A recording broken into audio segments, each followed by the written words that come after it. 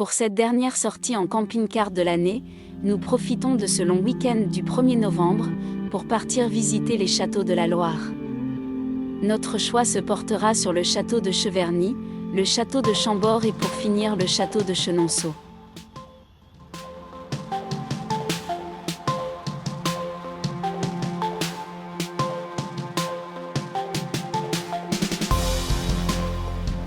Situé en Sologne-Blaisoise, Cheverny compte parmi les châteaux de la Loire les plus réputés. Il fut aussi un des premiers à s'ouvrir au public en 1922.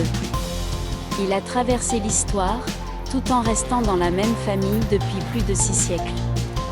Et se visite tous les jours de l'année. Il présente des pièces de mobilier uniques et des aménagements intérieurs remarquablement conservés, ainsi que d'autres trésors comme par exemple la tapisserie des Gobelins du XVIIe siècle présentée dans la salle d'armes, la commode d'époque Louis XIV de style boule ou encore la chambre à coucher du roi, avec le lit qui accueillit Henri IV. Les appartements du premier étage témoignent de l'art de vivre à la française, diverses pièces et la salle à manger sont décorées en fonction des saisons, et des expositions y prennent place. Hergé s'est inspiré du château de Cheverny pour dessiner Moulinsart. Et l'exposition permanente Les Secrets de Moulinsart propose une immersion dans les aventures de Tintin.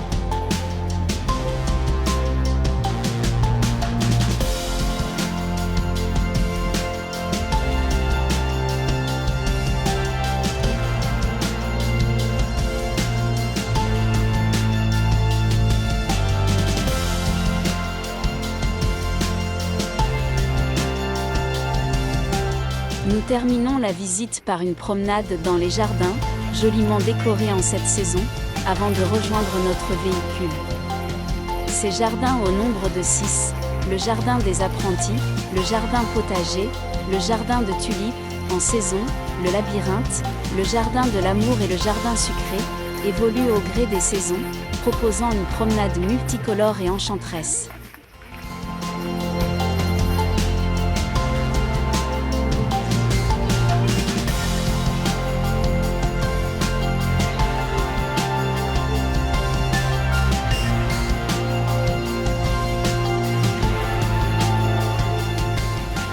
Après cette agréable visite, retour au véhicule pour la soirée. Cheverny possède une aire de camping-car gratuite d'une 30aine de places. Il est possible d'y rester 48 heures.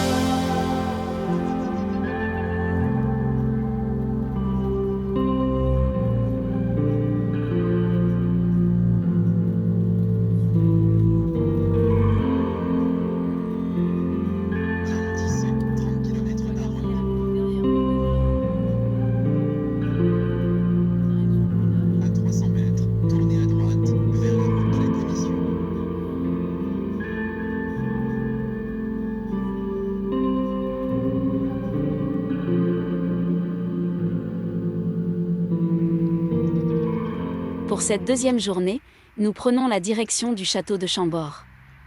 Il a été construit au cœur du plus grand parc forestier clos d'Europe, environ 50 km², ceint par un mur de 32 km de long. Il s'agit du plus vaste des châteaux de la Loire. À la demande de François Ier, le 6 septembre 1519, marque le début des travaux. Du temps de son bâtisseur, les pièces du château de Chambord étaient le plus souvent vides. Le château était aménagé uniquement lorsque la cour l'occupait. Comme François Ier y séjourna en tout et pour tout 72 nuits en 32 ans de règne, Chambord restait la majorité du temps inoccupé et sans mobilier. Inscrit dans la liste des monuments historiques en France dès 1840 et au patrimoine mondial de l'UNESCO depuis 1981, c'est un chef-d'œuvre de la Renaissance.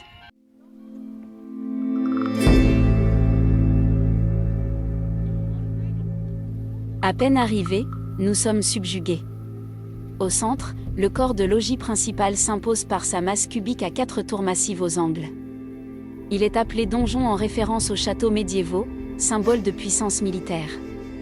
À l'intérieur, 4 larges vestibules forment un plan en croix grecque, dont le centre est occupé par le célèbre escalier à double révolution, constitué de 2 rampes ajourées s'enroulant l'une au-dessus de l'autre autour d'un noyau central. La visite s'ordonne donc principalement en visitant les 3 étages du donjon, en suivant l'ascension du grand escalier central, et les ailes en parcourant les galeries qui les lient au donjon.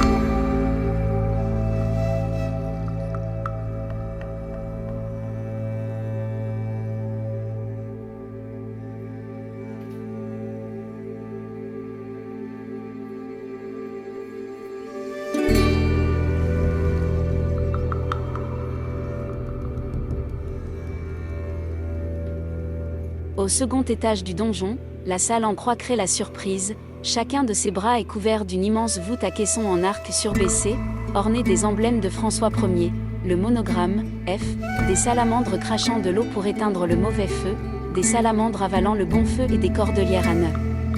Répété des centaines de fois.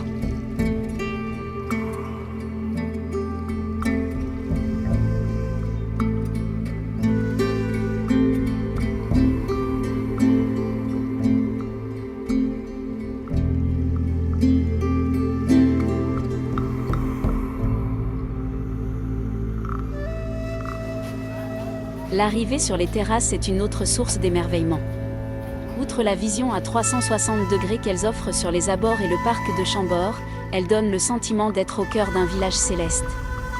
Les toitures des pavillons y sont hérissées de tourelles d'escalier, de souches de cheminées et de lucarnes aux décors foisonnants. Cette exubérance rompt avec la sobriété des façades et donne une envolée finale à la masse imposante du donjon. Au centre, prolongeant l'escalier à double révolution, s'élève la tour-lanterne, point culminant du château dont le sommet est orné du symbole des rois de France, la fleur de lys. Au niveau des terrasses, on peut également voir l'exposition Chambord 1939 à 1945, sauver un peu de la beauté du monde. Au cœur d'un plan d'évacuation et de sauvegarde des œuvres d'art conçues et coordonnées par la direction des musées de France. Chambord a joué un rôle essentiel. Cette exposition permanente souligne le rôle majeur joué par Chambord dans la préservation des trésors de l'humanité et rend hommage à celles et ceux qui y ont contribué.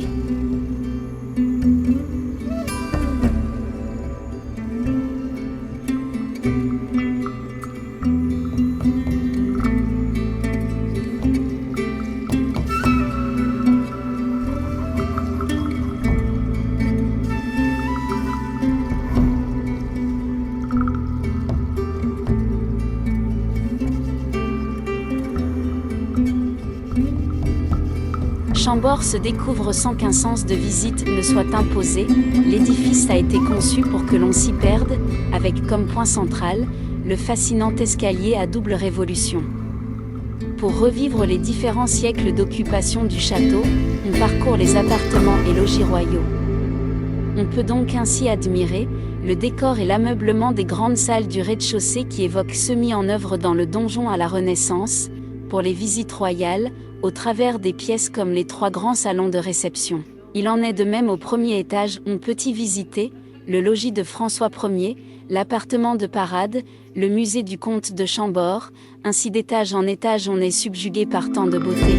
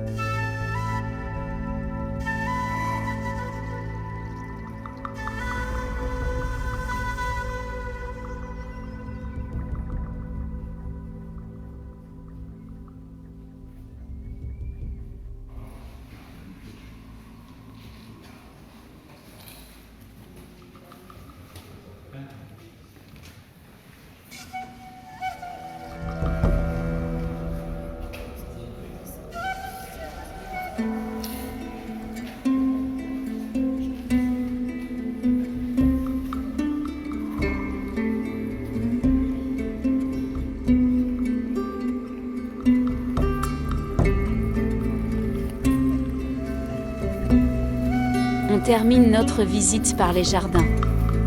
Commandés par Louis XIV, les jardins à la française occupent 6 hectares et demi au pied du château. Leur dessin a été composé et mis en place en 1734.